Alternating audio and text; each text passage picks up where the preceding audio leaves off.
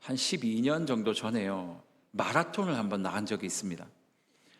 놀라셨죠? 저도 놀랐습니다. 자의로는 아니고요. 갑자기 십몇 년 전에 담임 목사님께서 우리 교회 마라톤을 할 거라고, 그래서 마라톤 거기에 그냥 신청을 하신 거예요, 교회 전체를. 그러시더니 한 달 뒤에 있을 마라톤을 준비하자고 새벽마다 부르시더니 뛰게 하셨어요. 그래가지고 막 전 교역자들이 막 계속 마라톤을 했던 거예요.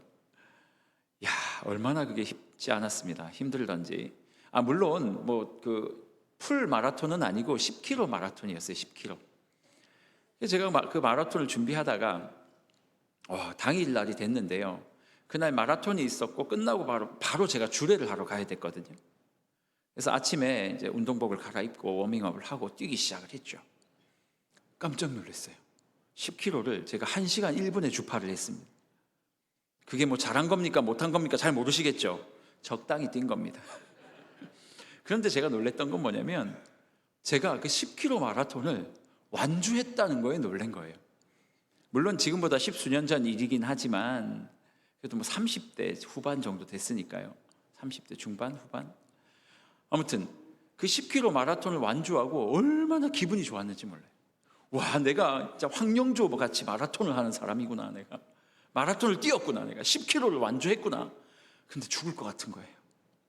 그리고 나서 그 주례를 하러 갔는데 집에 가서 옷을 갈아입고 샤워를 하고 주례하러 딱 갔는데 앞에 이렇게 앉아 있는데 제가 이러고 있었어요. 거의 뭐 죽기 일보 직전의 그 표정으로 겨우 뭐 주례 잘 마치고 집에 돌아왔는데요. 제가 그 마라톤을 지나고 나서 마음에 생각한 게 있었어요. 10km를 뛰어본 적은 처음이었어요. 과연 저걸 할 수 있을까 싶었거든요. 그런데요, 하니까 되더라고요. 뛰니까 뛰어져요. 물론 지금 뛰어나가서 10km 뛰세요 하면 못 뛸 수 있겠지만 그걸 위해서 연습하고 조금씩 훈련을 하고 하니까 10km 뛰더라고요. 그래서 아무튼 막 상도 받아왔어요. 뭐 다 주는 상이에요, 그냥. 여러분, 우리의 눈앞에 저걸 할 수 있을지 없을지 고민이 되는 문제들이 참 많지만 하나님께서 생각보다 우리에게 좋은 것들을 많이 선물해 주셨어요. 그래서 뛰면 뛰고요, 하면 할 수 있더라고요. 오늘 저는 우리 아브라함의 믿음의 도전, 즉 믿음이 조금 생겼다라는 이 말씀으로 본문을 해석하려고 합니다. 아브라함도요, 자기가 하나님 앞에 갔던 믿음이 있었지만 그의 믿음은 사실상 좀 형편없는 믿음이었거든요. 그런데 하나님께서 이 아브라함이라는 이 사람에게 믿음을 주시는 거예요. 하나님, 저는 저거 못하는데요. 하나님, 저거 할 수 없어요. 기근이 왔을 때 아브라함이 어떻게 했습니까? 하나님, 저는 기근에서 살아남을 수 없을 것 같아요. 도망을 갔죠. 그 애굽에 갈 때 어땠어요? 하나님, 저는 이 아내 때문에 죽을 것 같아가지고 너무 두려워서 이 두려움을 참을 수가 없어요. 그래서 제 아내를 여동생이라 속일 거예요. 근데 하나님께서는 자꾸 할 수 있다 말씀을 하시는 거죠. 오늘 본문은요, 여전히 그 믿음이 연약했던 아브라함에게 하나님께서 또 한 가지의 믿음의 사건을 허락하셔요. 롯이 잡혀가는 사건. 그 앞에서 아브라함아, 너는 어떻게 할래? 라는 질문을 하시고, 오늘 본문을 잘 읽어보면 아브라함이 뭐라 대답하냐면 하나님, 도전해 보겠습니다 라고 이야기하고 롯을 구출하는 장면이 펼쳐지죠. 오늘 말씀을 통해 아브라함은요, 믿음이 조금 발전됐어요. 조금 더 생겼어요. 그 이야기를 좀 살펴보려고 합니다. 여전히 초신자였지만 하나님 앞에 믿음이 점점 나아지는 아브라함을 보면서 우리의 신앙을 한번 돌아봤으면 좋겠어요. 우리도 여전히 내가 할 수 있는 것만 하겠다 이야기하고 살아가지는 않은지, 하나님의 말씀이 들리지만 하나님, 그것은 제가 순종할 수 있는 말이 아닙니다. 전 그건 못할 것 같아요. 이러면서 살아가는 인생은 아닌지 우리의 신앙과 믿음을 좀 돌아보는 시간이었으면 좋겠습니다. 오늘 본문은요, 왕들의 전쟁이었습니다. 왕들의 전쟁. 그 북쪽에 내왕, 아주 강력한 내왕들이 살았어요. 네 국가가 있었는데 그 네 국가의 연합군이 있었고, 남쪽에 소돔과 고모라를 포함한 조금 약했지만 그래도 5명의 왕들이 살고 있었어요. 십수년 전에 말이에요. 지금으로부터 십수년 전 말고 오늘 본문에서 십수년 전에 저 북쪽에 있던 네 왕이 연합군으로 쳐들어와서 남쪽에 있는 5왕을 정벌을 했어요. 그리고 너희들 말이야, 이제부터 나에게 조공을 바치며 살아라. 그래서 소돔과 고모라의 왕을 포함한 그 5왕이 알겠습니다 그랬어요. 그래서 조공을 10수년째 바치고 있었는데 어느 날 바치기 싫은 거예요. 내가 꼭 왜 조공을 바쳐야 되지? 나는 바칠 수 없는데. 그러고 나서 그들에게 보내야 할 조공, 그 재물들을 보내지 않았던 거죠. 내 왕이 열받은 거예요. 아니, 우리에게 조공을 바치지 않는다는 것은 우리에게 도전을 하는 행위고, 그렇다면 너희들을 정벌하고 징벌해야 되겠다. 그렇게 해서 내 왕이요, 이 남쪽에 있는 소돔과 고모라 왕을 포함한 5왕을 이제 전쟁 침략하기 위해서 내려온 사건이 오늘 본문에 기록된 사건이었어요. 이거 한번 띄워주시겠어요? 지도. 자, 빨간 점 3개가 있어요. 그렇죠? 제가 그린 거예요. 지도는 제가 그린 게 아니고요. 저 지도에도 보이지 않는 저 위쪽에 있던 북쪽에 있는 네 왕이 점점 남쪽에 있는 5왕을 징벌하고 정벌하기 위해서 내려와서 전투가 어디서 벌어졌냐면 저 맨 밑에 있는 시딤이라고 하는 맨 밑에 있는 별, 저기서 전투가 벌어진 거예요. 그 위에 있는 별은 아브라함이 살고 있었던 장소고요. 그 맨 위에 있는 별은 아브라함이 이 네 왕을 따라가서 전쟁을 했던 별이에요. 이 3별만 머릿속에 가지시면 됩니다. 이제 없애도 돼요. 여러분, 위에 있던 왕들이, 아주 강력한 왕들이 밑에 있던 5 왕들을 쳐부수기 위해서 내려왔고, 결국은 다 쳐부쉈고 그들이 가지고 있는 재물을 노략질했고요. 그리고 그들이 가지고 있었던 사람과 노예들, 종들까지도 싸그리 잡아서 자기 나라로 가져가고 있는 동안이었어요. 갑자기 아브라함에게 이야기가 들려요. 그 포로 중에는 아브라함의 조카였던 롯도 포함되어 있었거든요. 아브라함에게 이야기가 들리는데 뭐라고 이야기가 들리냐면, 아브라함님, 당신의 지금 조카 롯이 북쪽에 있는 강력한 네 왕에게 사로잡혀서 포로로 끌려가고 있습니다. 이거 어떻게 하면 좋겠습니까? 아브라함이 고민에 빠졌겠죠. 성경에 고민했다는 내용은 없지만 아마 고민을 했을 거예요. 내가 조카 롯을 구하러 가야 될까? 나에게는 군사가 없는데. 아브라함이 결단을 했어요. 그리고 그는 믿음의 도전을 시작하죠. 여러분, 아브라함은요, 이전부터 자기 목숨이 너무 중요했던 사람이었거든요. 심지어는 자기가 살겠다고 아내까지도 애굽 왕에게 팔아버리려고 했던, 그게 사실은 아브라함의 모습이었어요. 좀 별로죠. 이런 남자하고 살면 안 됩니다. 이런 징후가 보이면 결혼하면 안 되고, 바꿔서 믿음을 갖게 한 다음에 무슨 얘기하는 거예요 지금? 이렇게 자기 아내를, 자기의 목숨을 살리기 위해서 팔 수 있었을 만큼 이런 사람이 아브라함이었는데, 오늘 본문에는요 상당히 좀 경이로운 도전을 시작을 해요. 자기 집에 길렸던, 자기 집에 있었던 318명의 종을 데리고 그 네 왕을 맞서서 전쟁을 하겠다고 결심을 했고, 아브라함이 전쟁터로 올라갑니다. 여러분, 붙을 수 없는 전쟁이에요. 이 네 왕은요 상당히 강력한 왕들이었어요.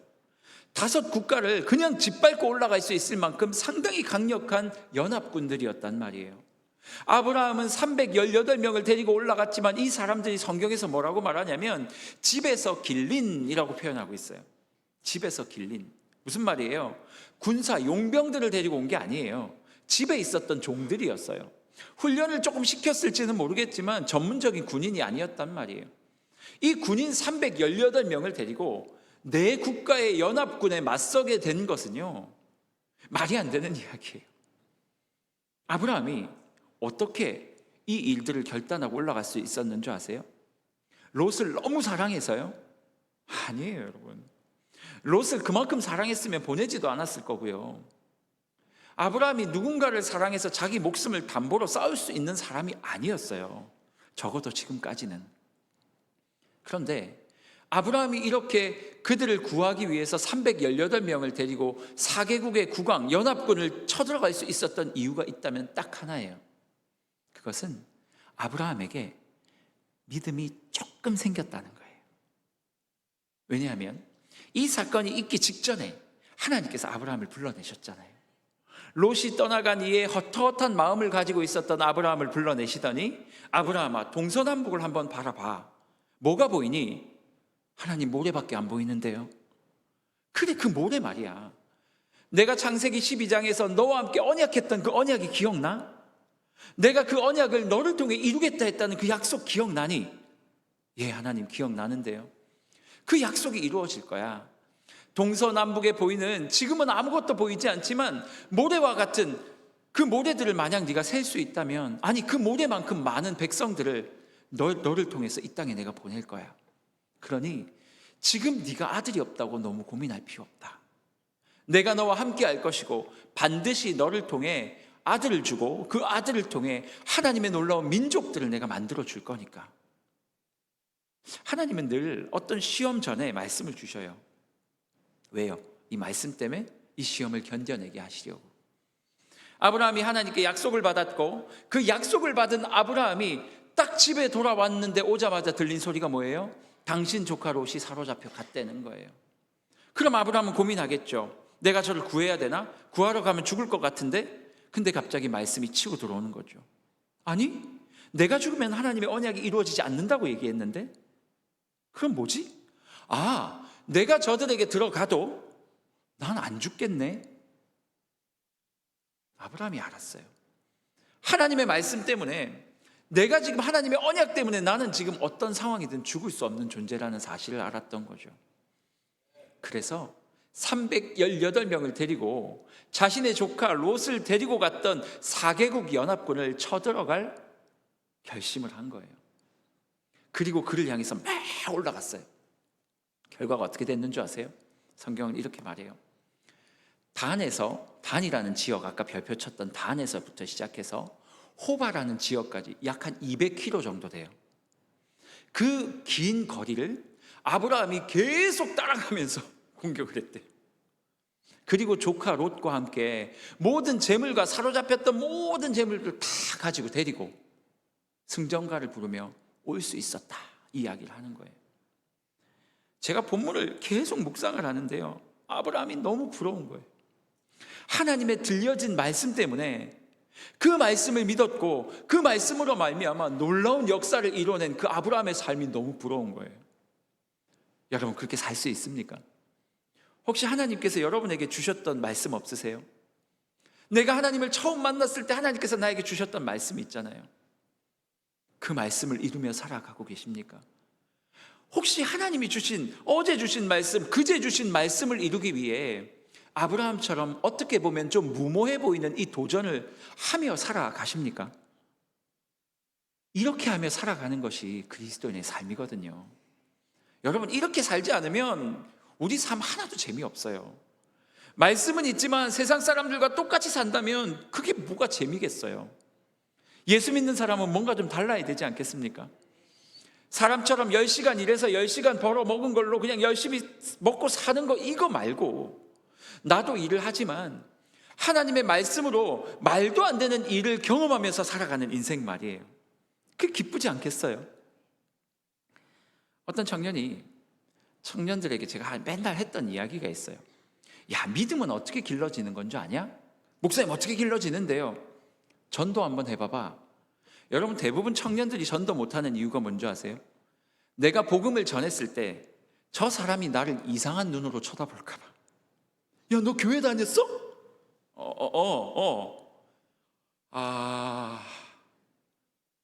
요즘 사실 교회 다니는 사람을 좀 이상하게 보잖아요. 그런 시대가 되어버렸거든요. 그러니까 이 청년들뿐만 아니라 여러분들도 그럴 수 있는데, 우리 같이 교회 가자라는 말을 못하는 거예요. 왜? 이상하게 쳐다볼까 봐. 그래서 제가 청년들한테 그렇게 많이 가르쳤어요. 야, 믿음이라는 게 뭐냐면, 네가 가서 만약에 교회 가자고 이야기를 했는데 그 친구가 말을 제대로 못하는 거죠. 부끄러우니까. 교회 갈래? 그러고 도망가는 거예요. 교회 갈래? 그러고 도망가는 거예요. 그리고 문자가 와요. 야, 너 아까 나한테 교회 가자 그랬지? 덜컹.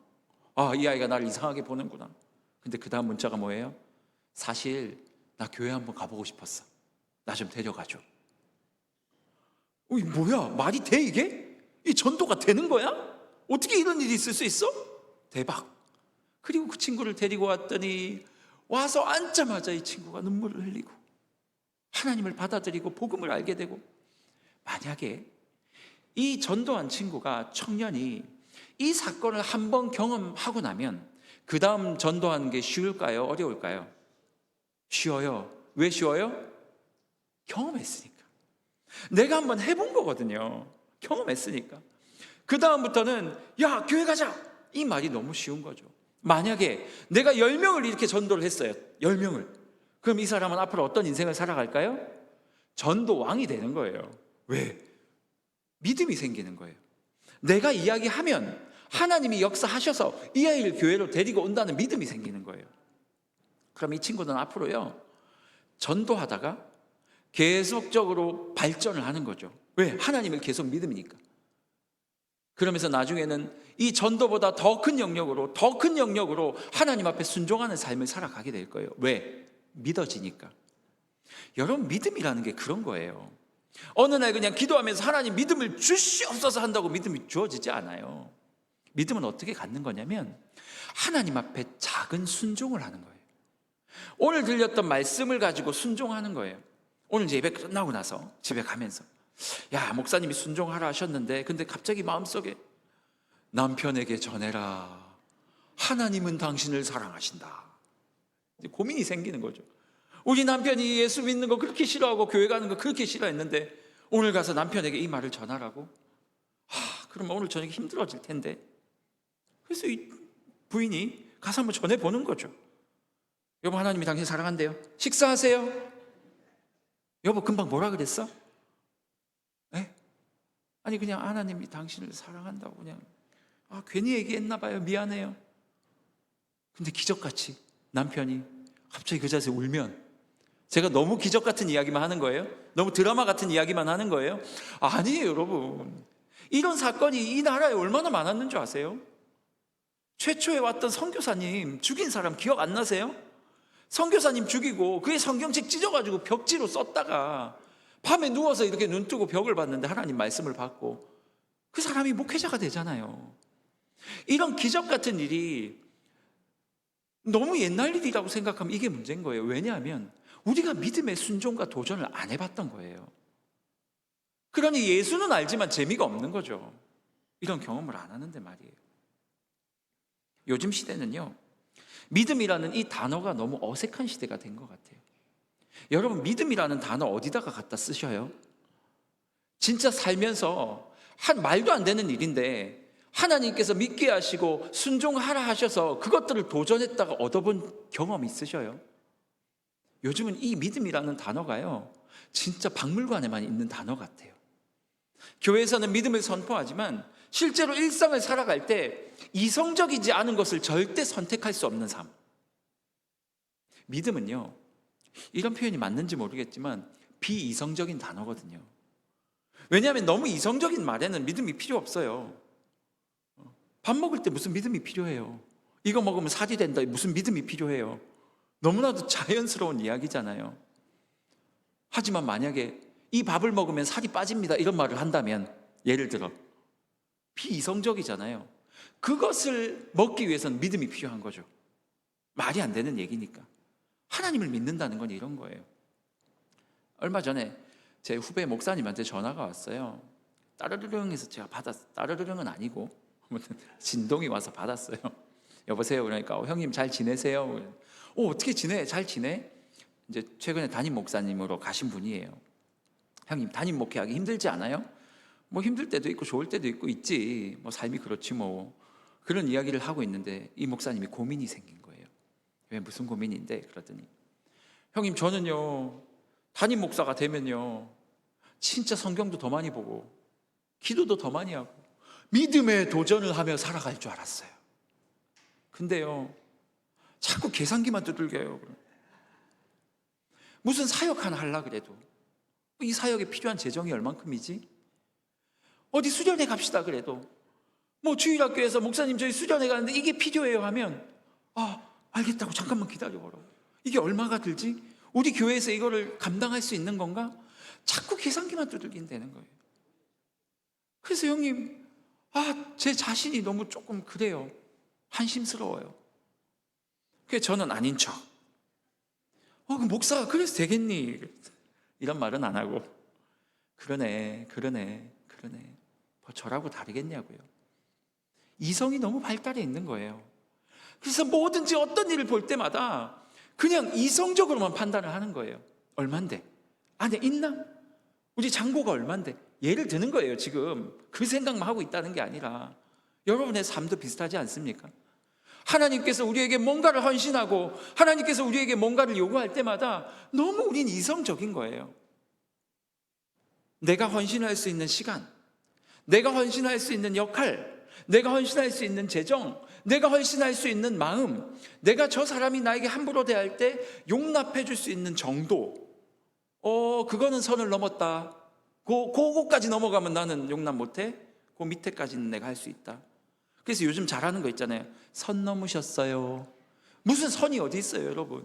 무슨 선이에요? 누가 정한 선이에요? 내가 정할 수 있고 할 수 있는 것들을 딱 정해놓고 그 안에서 이성적으로 오케이 되는 것만 하는 거죠.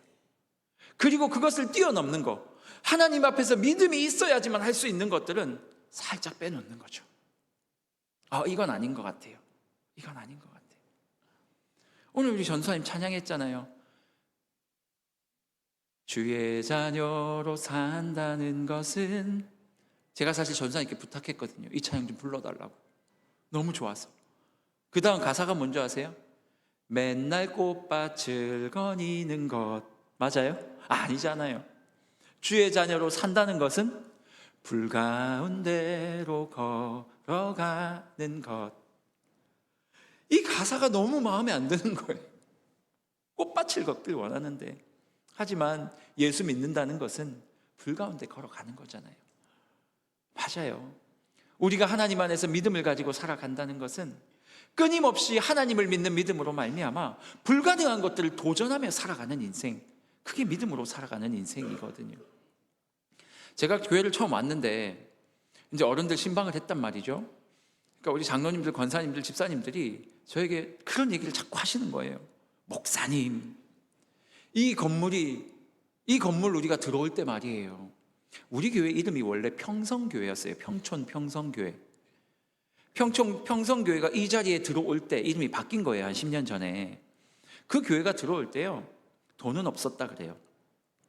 3층 본당이 있었고 2층에 상가들이 있었대요. 1층에도 있었나요? 1층에도 있었다고 지금 말씀해 주시네요. 그 상가들이 있었는데 그 상가에는 옷집이 있었는지는 모르겠지만 여러 이제 상가들이 있었고, 교회 입장에서 이제 마음이 불편한 거죠. 심지어는 호프집도 있었다고 들은 것 같은데 맞아요? 맞아요. 그러니까 교회가 이제 불편한 거죠. 근데 돈은 없어서 그 상가를 내보낼 비용은 없고, 그 당시에 성도님들이 뭐 많지도 않았을 텐데 막 어떤 분은 집을 잡히기도 하고 열심히 헌금도 하고 그래가지고 상가를 하나씩 내보낸 거예요. 그래서 지금 주일학교 아이들이 쓰고 있는 거거든요. 근데 그 얘기를 하시더라고요. 목사님, 저희가요 상가를 내보내고 나면 리모델링한 비용이 없으니까 저희가 와서 벽을 깼대요. 낮에는 일하시고 밤에는 와서 노가다 하고 벽돌 다 걷어내고, 그리고 또 그 벽돌 세우고 벽돌 발라서 올리고, 그러면서 상가 하나 나갈 때마다 그거 하고, 한 번에 못 내보냈으니까 꽤 긴 시간 동안 집에를 못 갔다 그러셔요. 어떤 분은 맨날 그걸 하셨대요. 제가 지금 이 이야기 하는 이유가 뭔지 아세요?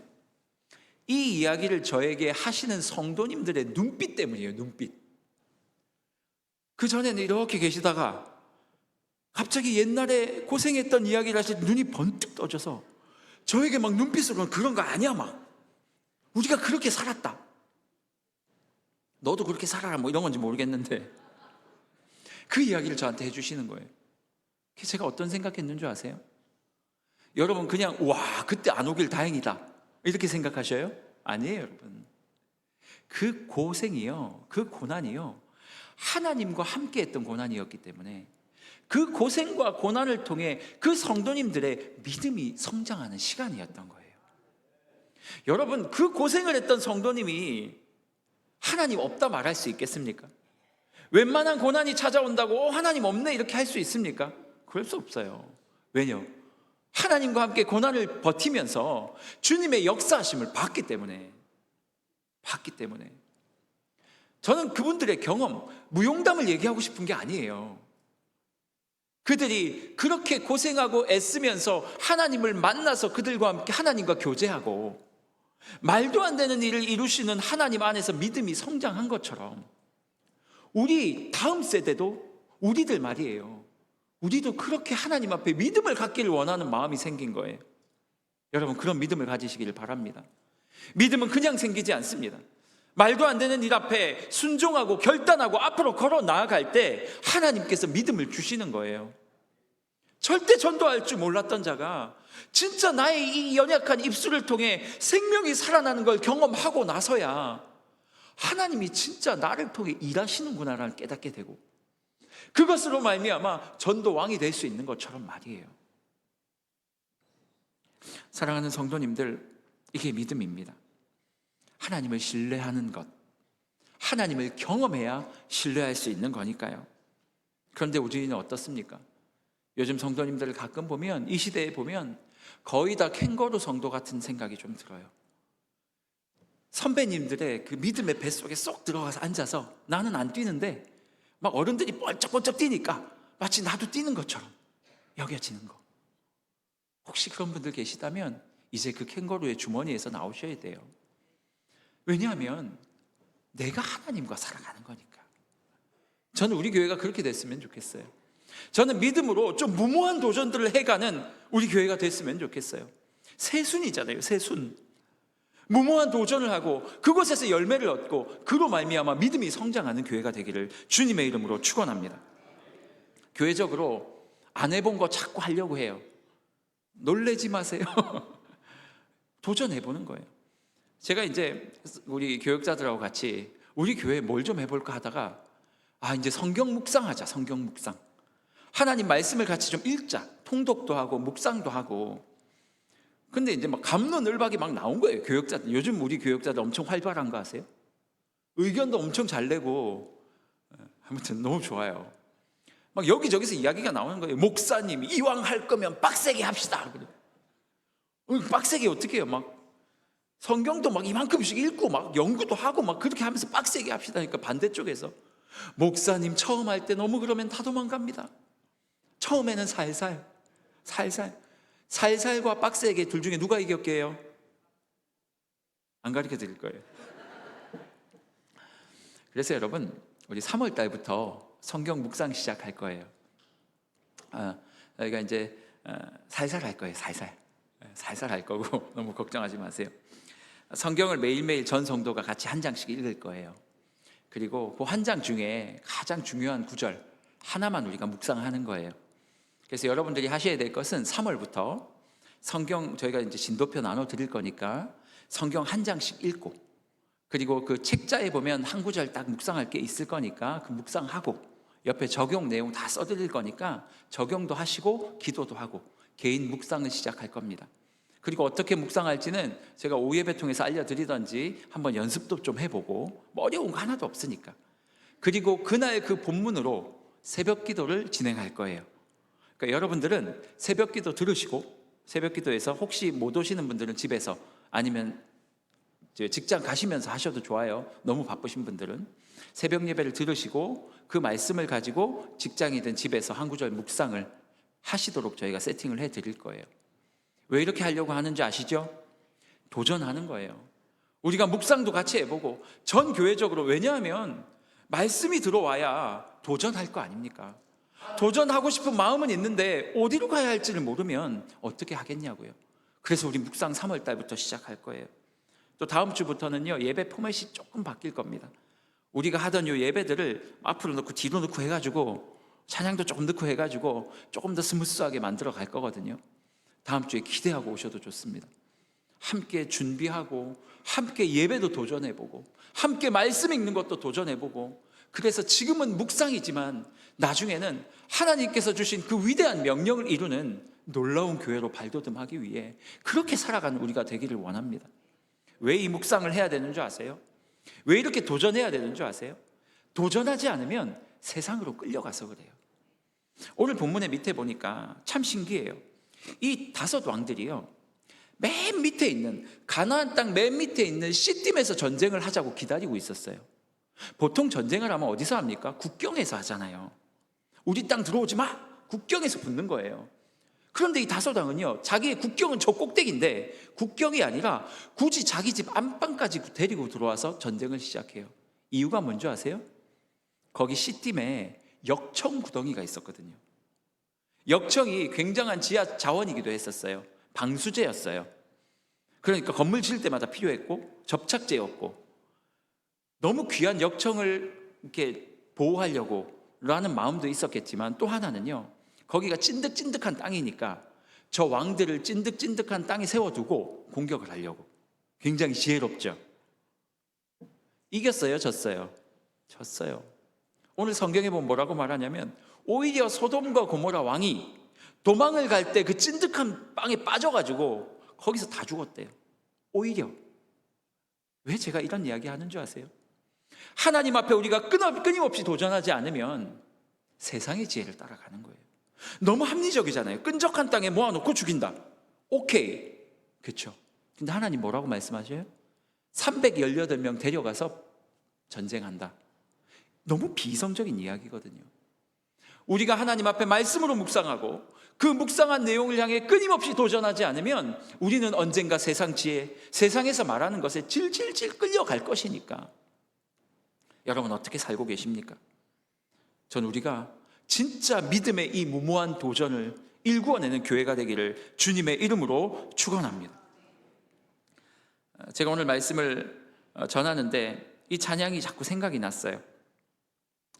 이곳에 임하신 하나님 나라라는 찬양인데요, 2절 가사가 이래요. 주님이 맡기신 하나님 나라, 믿음의 눈으로 바라보리라. 무슨 눈으로요? 믿음의 눈으로. 왜요? 왜 바라봐야 돼요? 하늘의 뜻이 이 땅 가운데 완성이 돼야 되니까. 누구를 통해서요? 여러분을 통해서, 저를 통해서, 우리 세순 공동체를 통해서.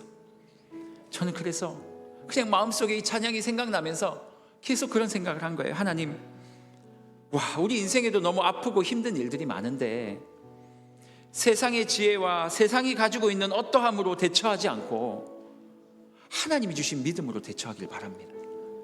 그걸 하려면 우리 안에 말씀이 들어와야 되고, 그 말씀을 통해서 우리가 순종하고 도전해야 되는데 우리에게 말씀을 허락해 달라고 말이에요. 여러분이 그 말씀에 순종하면 믿음이 생길 거고, 그 믿음이 생기면 여러분의 삶을 통해 하늘의 뜻이 이 땅 가운데 온전히 이루어질 것이기 때문입니다. 혹시 여러분 고난 있으셔요? 아프셔요? 말씀 안에서 이기시길 바라요. 말씀 붙잡고 비이성적인 삶이지만 살아가는 거예요. 왜? 하나님이 우리 안 죽이실 거니까. 우리 같이 한번 이 찬양할 때요, 우리 이 가사를 집중해서 하나님이 맡기신 하나님 나라 믿음의 눈으로 바라볼 수 있도록 은혜 달라고 우리 같이 한번 이 찬양하기를 원합니다. 우리 이렇게 노래할까요? 주님이 맡기신 하나님 나라 믿음의 눈으로 바라보리라.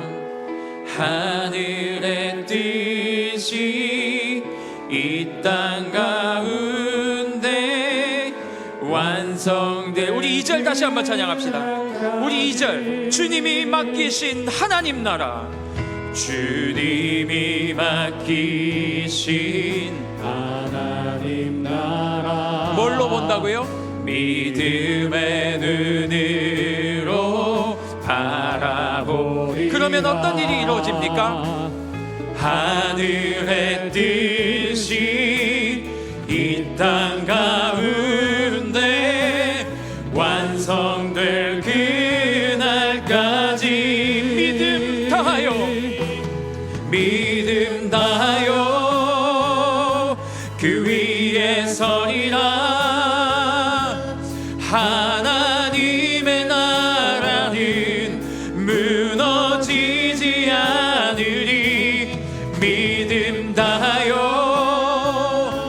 그 나라 세워가리라.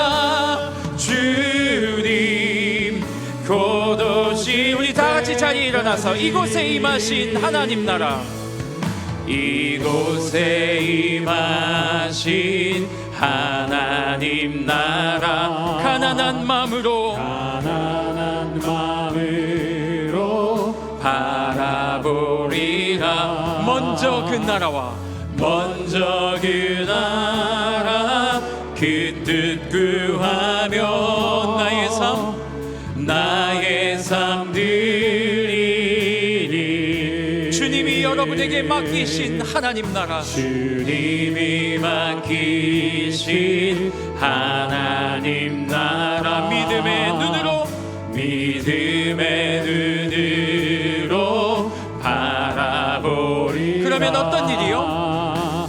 하늘의 뜻이 이 땅 가운데 완성될 그날까지